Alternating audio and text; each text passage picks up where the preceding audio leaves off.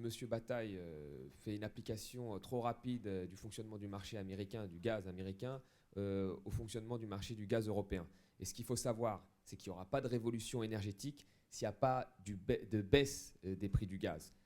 Or, aujourd'hui, le marché du gaz européen, c'est un marché plus rigide parce qu'on a des prix qui sont reliés par des contrats de long terme au prix du pétrole. Or, le prix du pétrole est structurellement orienté à la hausse depuis 2004. Là. Pour la quatrième année, le prix moyen était un prix record. Vous avez les coûts d'extraction. Là, il y a une étude de Bloomberg, même si on peut critiquer Bloomberg, etc., qui disait que les coûts d'extraction du gaz de schiste au Royaume-Uni allaient être entre 8 et 12 dollars. Comme on a un prix du gaz qui est autour de 10 dollars, il y a peu de chances, enfin, selon cette étude, mais il faudrait encore approfondir un peu plus, il y a peu de chances que le prix baisse. Et si le prix ne baisse pas, il n'y a pas d'impact de compétitivité, il n'y a pas d'emploi induit et il n'y a pas de réindustrialisation. Enfin, je ne suis même pas sûr qu'on puisse parler de réindustrialisation aux États-Unis. On voit juste la courbe qui commence un petit peu à moins baisser, mais les gens aiment bien dire des gros mots tout de suite de cette sorte-là. Et donc, vous voyez, rien n'indique aujourd'hui en Europe que les prix du gaz pourraient baisser. On est sûr qu'ils ne baisseraient pas autant qu'aux États-Unis, où c'est un marché spot.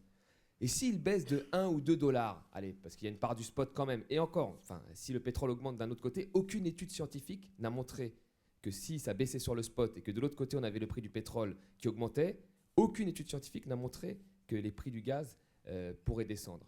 Et s'il baisse de 1 ou 2 dollars, et ben finalement, l'impact de compétitivité est assez négligeable. Et de l'autre côté, il faut prendre en compte les externalités négatives que ça pourrait avoir sur les populations avoisinantes, parce qu'il faut aussi les prendre en compte. En économie, il n'y a pas que les gains d'un côté pour les entreprises, il y a aussi les externalités négatives.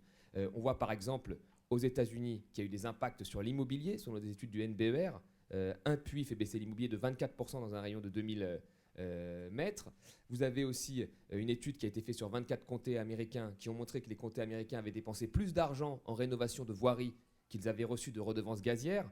Donc l'argument de dire que les redevances gazières financeraient la transition, c'est un argument qui est complètement faux, enfin dans le cas des États-Unis. Il y a l'université de Duke qui a montré que des nappes phréatiques avaient été polluées, etc. etc.